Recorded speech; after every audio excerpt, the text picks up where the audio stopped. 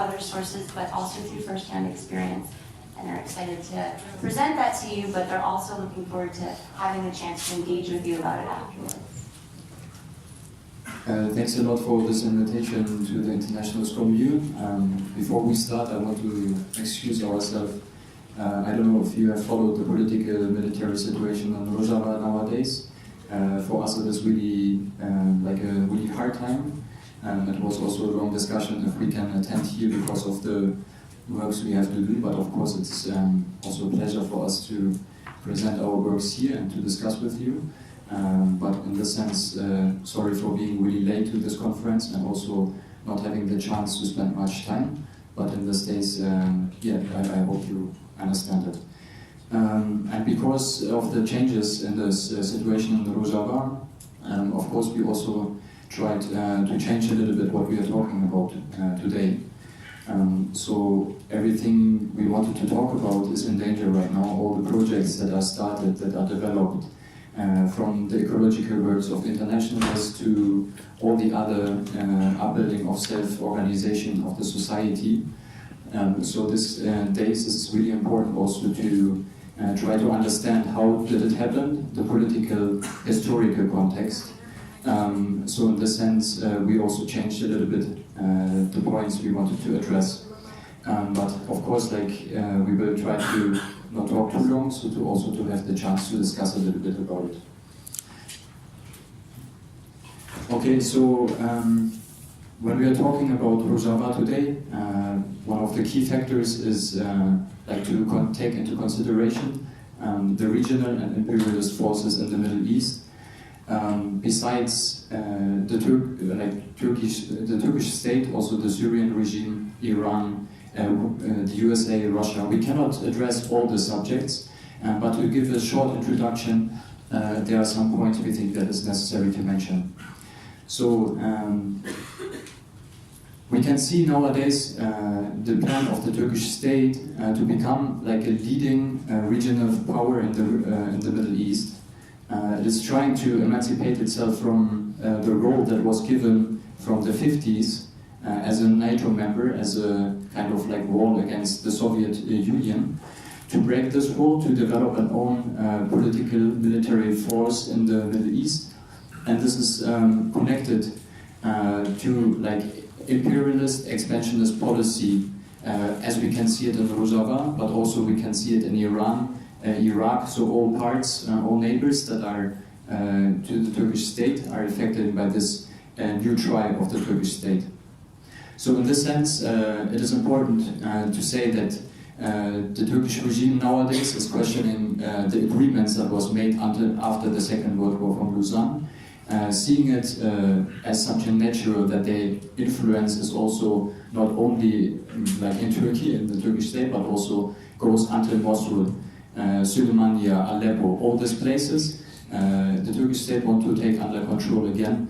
This is from the Ottoman Empire dream. This expansionist policy is connected to the anti-Kurdish policy, that it's also connected to the state mentality as a fascist mentality from the beginning of the forming of the Turkish Republic.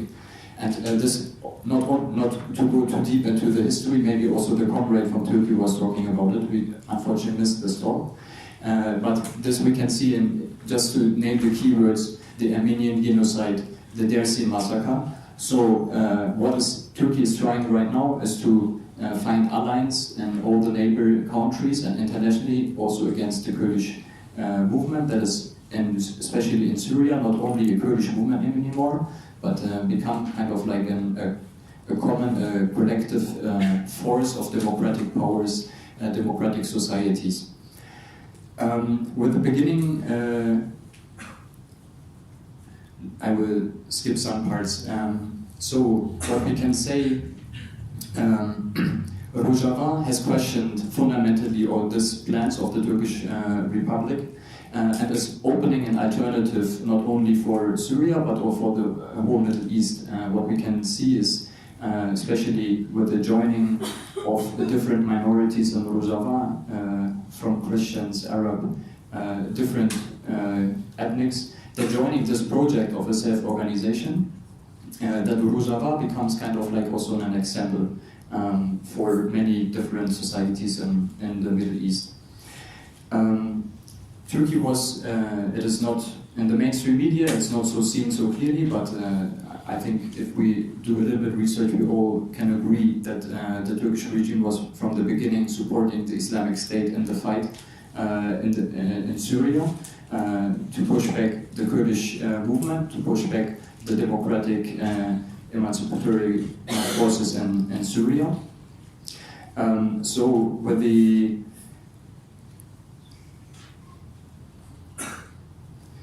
So if we are analyzing the situation right now, also in the last days, it become really complex situation. The changing alliance happened, like there was one agreement with the US, then a couple of days later there was an agreement with the Russian and the Syrian regime. So what is this we can analyze in this context of the trial of Turkey to become a regional force. So in order to develop this own policy in the Middle East, it was like getting closer to Russia by agreeing to buy the weapons for the air defense weapons from Russia instead of America, and also at the same time trying to push the US strategy towards to quit the cooperation with the SDF, the Syrian Democratic Forces, on the ground. At the same time, Russia was using these plans of Turkey to minimize the influence of the NATO states in Syria, to push out the US forces on the ground in Syria. But of course also the Syrian state is a main actor in it, and we should not underestimate it. To analyze this conflict and also to understand the context this revolution happened, we have to say that the Syrian regime was always approaching to Rojava, so the area that is close to the Turkish-Syrian border, the main settlement areas of the Kurdish population, to address this region as in a classical colonialistic approach. So what the Syrian regime did was to focus economically on an extractive economy, so to take the resources out of this area, to bring them into the industrialized centers of Syria, in the agriculture, for example, to focus on monoculture. Like there's a saying like Rojava is kind of like the grain supply for whole Syria, and it's true. So especially the Canton Jizire in the borders to Iraq and Turkey, this area is mainly monoculture. So for the people it was like implemented a specific way of producing, a specific way of consumption. For the people for many years it was forbidden to grow own vegetables for their self-supply. So in this strategy, also to bring the people from Rojava out, like take the people out of Rojava, to bring them economically dependency, for example in the big metropoles of Syria, was also a strategy to disconnect the people from their land. Especially if we talk about social ecology, this is a key factor we have to analyze, how the relationship between the society and the land, the knowledge about the land, the way of producing, the way of consumption, is determined by a capitalist state mentality. So this is kind of like, besides a cultural oppression from the Syrian state, like it was forbidden to speak Kurdish on the streets and schools and so on. Besides this aspect, besides that the Kurdish population didn't have recognized as a political or citizen of Syria, these are aspects we have to take into consideration.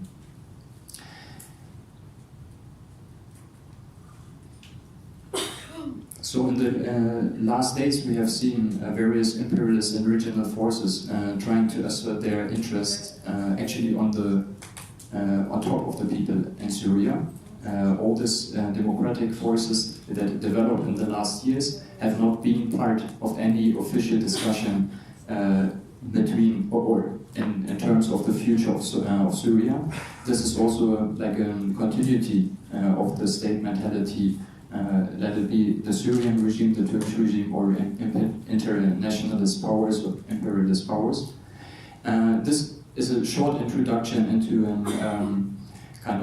to give an overview about, like, there are many more aspects, but to understand a little bit the context of in which the revolution actually appeared. Maybe just some words to the latest agreements that was made between Russia and the Turkish state. It is an agreement. Also, many friends of us were really surprised about it, but we have to say that the SDF, the Syrian Democratic Forces, and the self-administration of Rojava and of the Democratic Federation of Northeastern Syria, which is also included cities like Raqqa, Tabqa, Deir ez-Zor, so cities that are mainly populated by Arabic population. These institutions did not agree on any of these points. They agreed on a ceasefire that was a deal between the American and Turkey, and now it is continued as an agreement between Russia and Turkey. So this is the point the movement, the revolutionary forces agreed on. But besides of this, there's no agreement, so also the resistance will continue. So also in these days, in these moments we are talking, the Turkish Air Force is continue to bomb the cities of Rojava. So in this sense, it is really important that we are taking this into consideration about also how do we discuss today, and also about the revolutionary perspectives that has to emerge from conferences like this.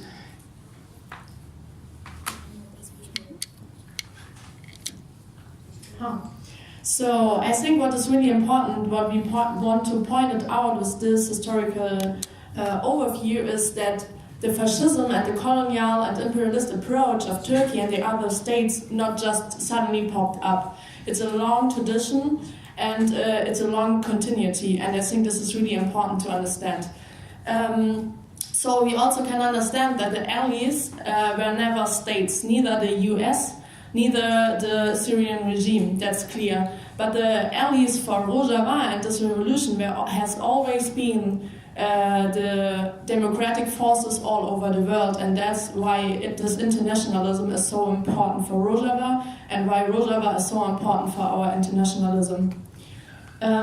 So we pointed out a little bit the historical point of the power, but I think it's also really important to point out the historical point of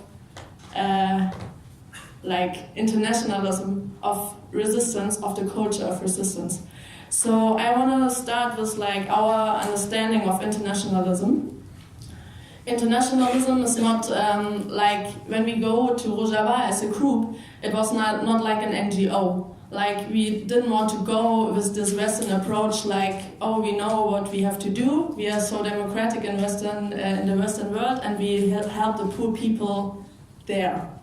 So when we went, it was we were really long in the political structures of the Kurdish movement in Germany also, and we wanted to do it together. So we went there, and I think this is really important when we talk about internationalism. It's doing this together, and doing this really together. So everything we were part of, we were really part of. It was not we bring it to them, we don't bring it to Rojava, but we go to Rojava and we took part in the project, the civil society, the political structures there, build it up. And I think this is really important when we talk about internationalism. So to talk more about also the historic internationalism in Rojava, or in approach to the Kurdish movement, it started a long time ago. Since the 90s, a lot of people went to, for example, the mountains in Iraq, in Iraqi Kurdistan, like Bashur, the Kandil Mountains. I don't know if you heard about it.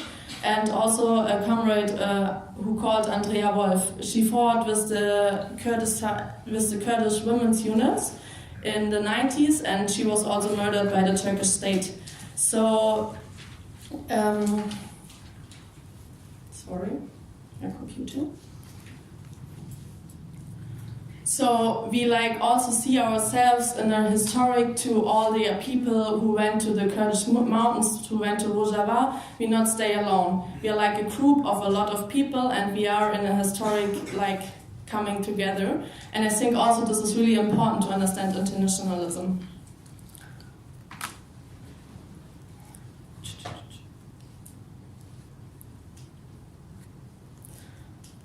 So the International Commune of Rojava continues to build this tradition today. The defense of the revolution in Rojava is part also of our responsibility, also in these days, especially in these days, and it's our responsibility to try to give the revolutionary movements a moment of respite by building opposition to the imperialist policy of Western states. At the same time, we know that the renewal of radically left-wing politics in the West can only happen through this experience of the real revolutionary process. So we think it's not only important that internationalists join the revolution in Rojava for Rojava, but also if we want to be political in Europe, for example, or in other regions of the world, it's really important to make these experiences, to connect with each other and to build a global structure of resistance.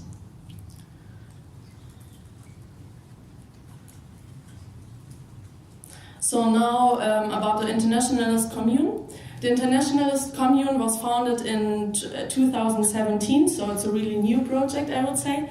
And in the first, like when our group was there, nothing like this was there. So we went there, and most of the internationalists who came to Rojava were in the military structures, fight against the ISIS, and. We as group and also other groups before us, we thought, okay, it's really important that we not just be part of the military structures, but also be part of the democratic society works, to really learn, to really connect. And this is, I think, what the Internationalist Commune tries to be. Like, the three main aspects of the commune is to come to Rojava to learn, to come and contribute with the knowledge and skills that people bring, and the responsibility to organize themselves back in their countries. So,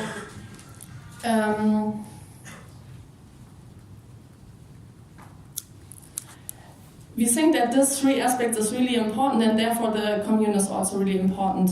Because to organize the internationalist works, before a lot of people came, there were no structures to like send the people in the social works. There were no structures because they had no language knowledge, for example, and this is really important if you want to like be really part of the structure and be really part of society, to really understand the society. So we as a group together, we made some experiences. We were sent in the social structures without language, without anything, and just tried to be part of it. And with these experiences, we came together back with the movement and so on, and we like developed the internationalist works. So we saw, okay, we need like, for example, Kurdish language courses. We have to know the language to be really part. So this was one main part we thought about the works. Then on the other side, this is really important to understand the structure of the society. So everyone is like organized. And for us, it was really important to see how the structures are working, which structures are hanging together, how the society is organized. And on the other hand, it was really important to understand the main points of the revolution, like how is working the democratic, like the basis democratic, how is working the freedom of the women, how they are fighting for it, and what is the ideology behind it. So it was really important to learn about the basics of the revolution and also the principles and the ideology.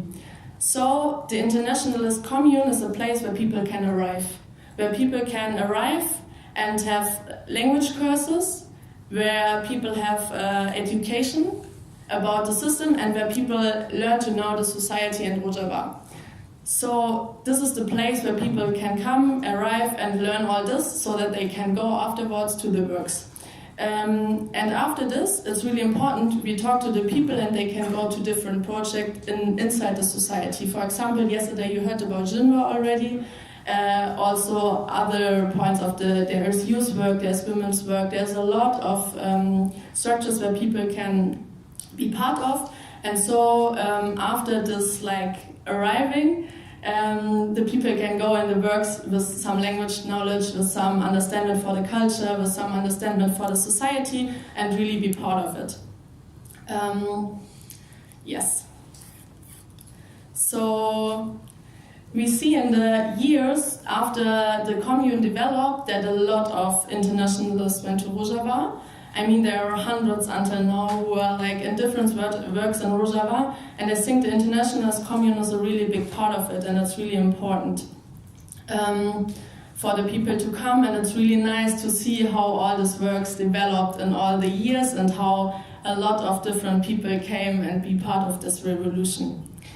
Now I want to talk a little bit about what we learned in the commune and also in Rojava, and also for our works in Europe. I think it's also important. And I want to point out some points. First, I think in Rojava everyone learned that it's really, really important to organize.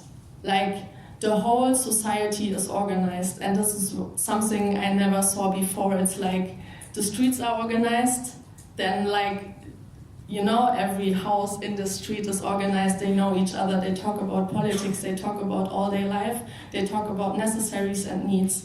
And then the streets come together in a quarter, like little communes, and they discuss it there. And these communes come together in these big cities, and so on and so on. And so really everyone is participating in this political work, in this political society.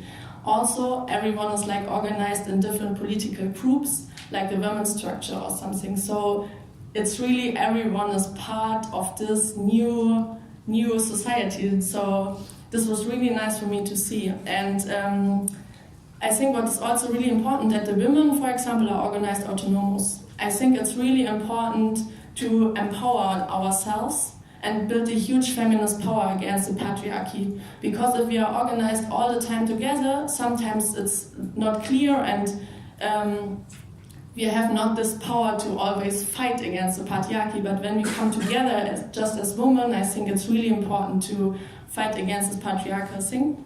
And also different ethnical and religious groups. So I think it's really important to understand this because of this autonomous organization, it's making sure that the issues of these small groups taking part in a general interest and are not oppressed. Yes. And so I think for a really democratic and really political society, everyone has to be organized. And I think this is something we also have to see in Europe, how we can organize everyone and how we can organize together. And I think also now we see it in the actual political situation that it's really working now. The self-defense forces are fighting with the political structures and with the civilian structures. All together are fighting because they're so connected. It's not just one part or one group. They are all together, and they're all together fighting against the imperialist system right now in Rojava.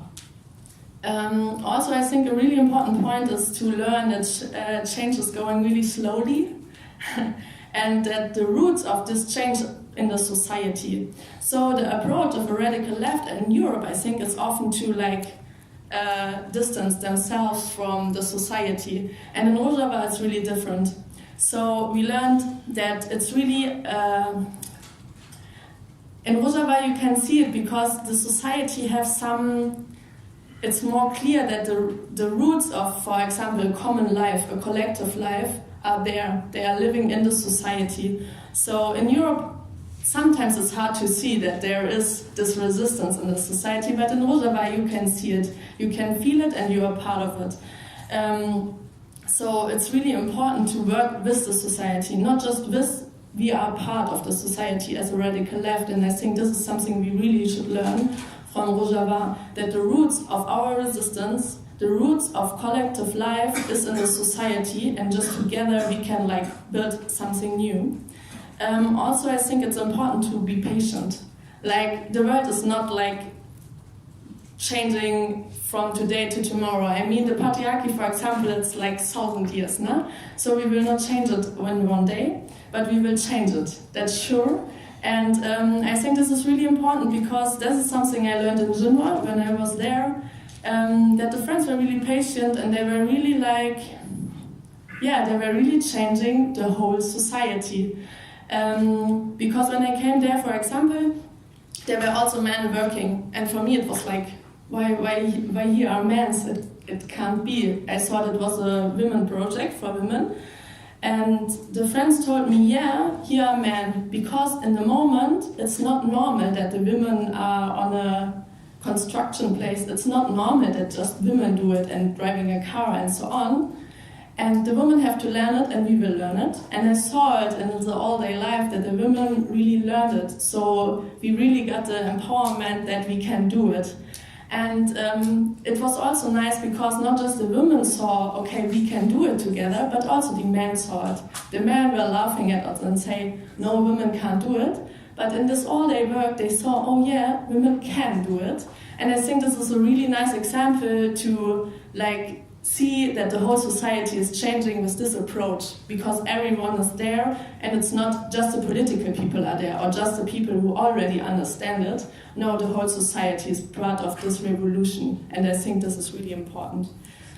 Another thing is that theory and practice need to be together. I think this is also really important for us in Europe because we are talking a lot.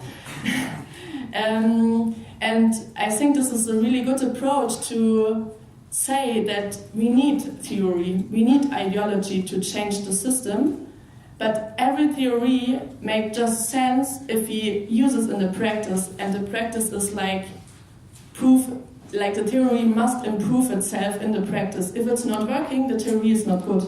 So if it's not working, we have to change it. And I think this is a really good thing to like try to have a theory, see it in practice, and if it's not working, change the theory about it. And this is also what Rojava is about.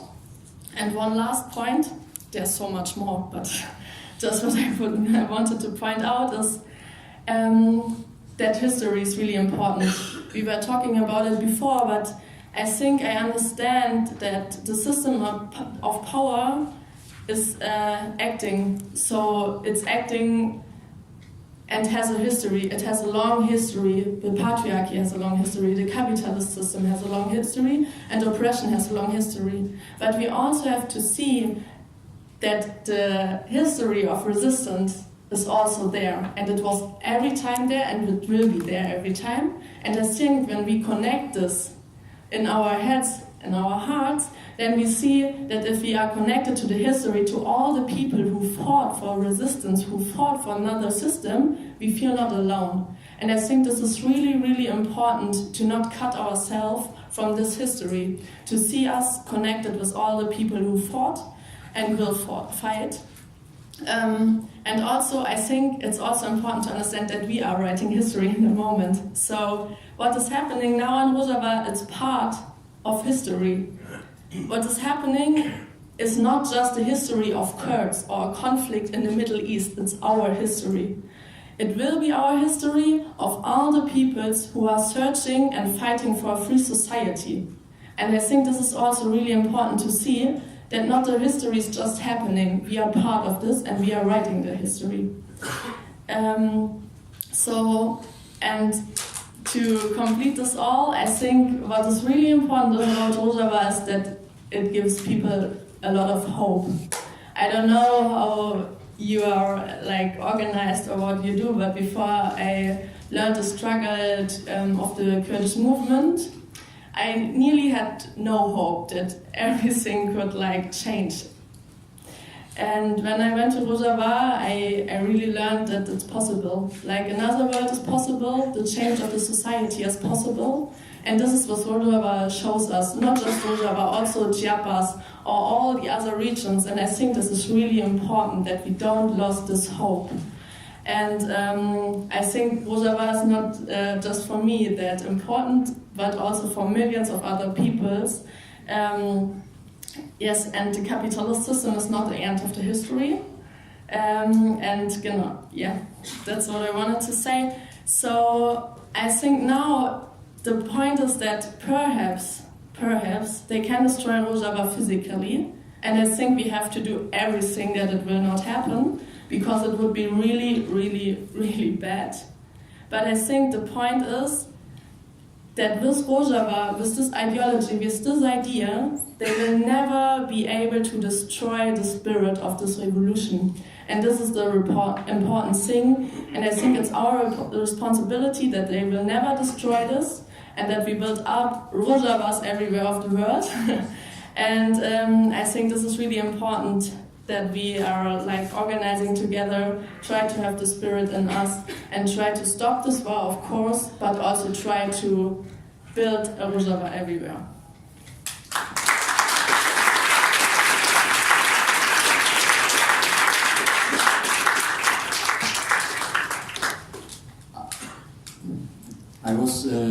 I just wanted to add some aspects specifically related to the conference on social ecology, so on the ecological works, just to a brief summary. So one of the works the Internationalist Commune started was to participate in the ecological works of the self-administration in Rojava, in northern Syria. So besides the practical works, for example, building up a tree nursery, experimenting with grey and black water system, supporting local communities and regardening, like city garden projects and planting trees in the city. An important work of the Internationalist Commune and the campaign Make Rojava Green Again was also ideological work, and also to connect to the new emerge of a climate justice movement in Europe. With this movement, I think we have to consider a new actor in the social movements in Europe. The climate justice movement, as under the slogan "System change, not climate change." I don't want to, ignore the contradictions or the problems in this movement, but it is still a big movement that has lots of influence. And with this movement is in deep, let's say, considering the climate crisis and the impact of the climate crisis on human and nature. And so this is open, it is from, and also considering who's responsible for this crisis, it is by itself an internationalist movement. Of course, in different cities and different countries it might differ a lot, but from the heart of it, it has this perspective. So it was also for us something natural to try to connect also to this movement when we were in Rojava, and also the friends in Rojava continuing this works. So also in Rojava there was a Fridays for Future group established to try to connect with the students, with the kids around the world. With the beginning, so let's say it like this, the internationalists, not only in the ecological works but also in other works, were kind of like the possibility of this revolution to connect because of the language skills, because of not only the language in terms of the words, but also in the political sense. So there are different concepts, there are different explanations for things, and this must be translated. So some terminology that are used in the movement in northeastern Syria we cannot use here because people will not understand what it meant by this. So this is what I'm also saying if I say it is important to translate things. And lots of internationals try to fulfill this responsibility. When we are talking about social ecology, when we are talking about social movements, I think we have to consider this climate justice movement and see it as one of the biggest alliances in these days that are struggling for a system change and not a climate change.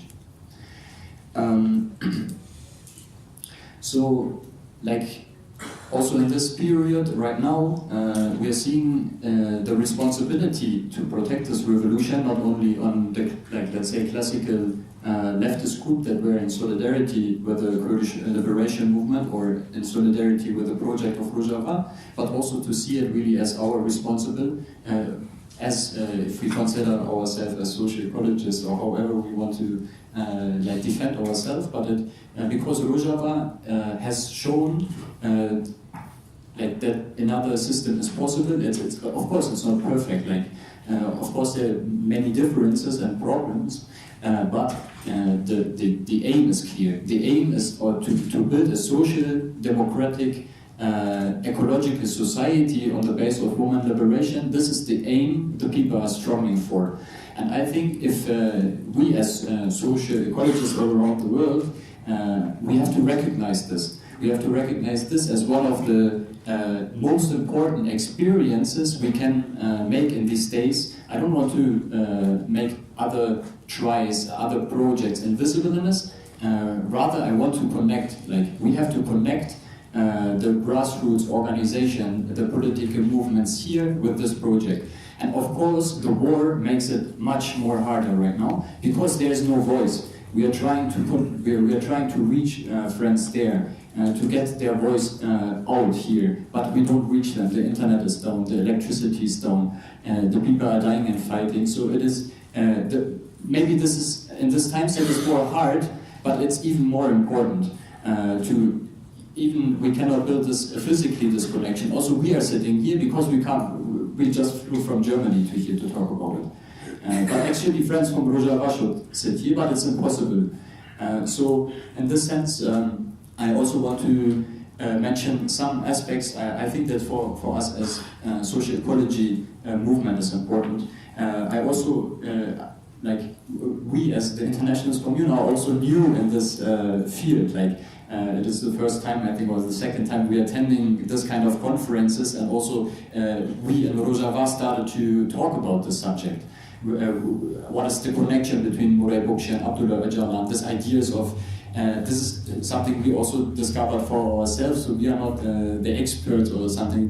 But from our perspective, we want to mention some fun things we want to share. So first of all, the question of theory and practice, as the friend already mentioned. I think the social ecology movement has to prove our theoretical discussions and the practice.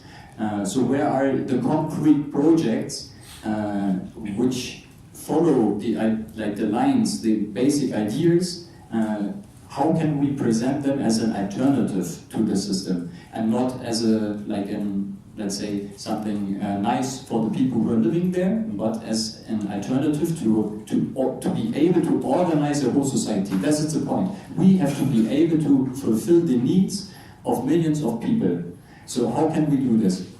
And which are examples that fulfill this? And not only like concrete examples from, for example, metropoles in Europe or villages from Europe or something like that. This is understandable for people, and also to, in this sense, also always question our theory, as also the friend said. The second thing, I think it's really important, what we also learned from Rojava, we need an ideological and political organizational force that is able to lead a project, that is leading a movement.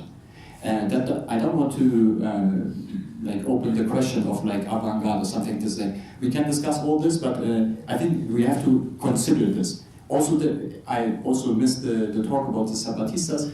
I'm sorry for this, but I think we can see in every project, in every uprising, there is an organized force behind, and this is really important also for us. Where do we discuss about the question of organization? I attended the last conference of social ecology in Liège, Belgium, and I think it's really this question we have to address. I know it's not a nice topic to discuss, but from the reality we have to face it.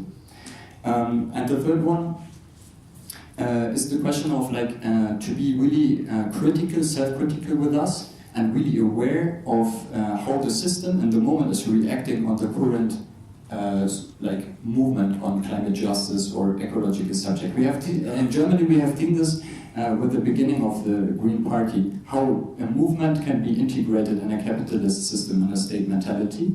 So also I see the tendencies right now nowadays. So the voices for a Green New Deal becoming really loud, to find solutions inside the capitalist state structure to tackle the problems of climate change. And I think we have to be careful about it, and we have to be clear about it as a voice that it's kind of in opposition to this. I don't want to say that there are answers yet, like it's more like a proposal for discussions. And the third one, also because the personal connection to the revolution, but I think I want to underline this, our own responsibility to defend this revolution. So in this sense, I want to mention there are different campaigns, also ecological groups are participating in it. So like we have to build kind of like a common front against this fascist Turkish state.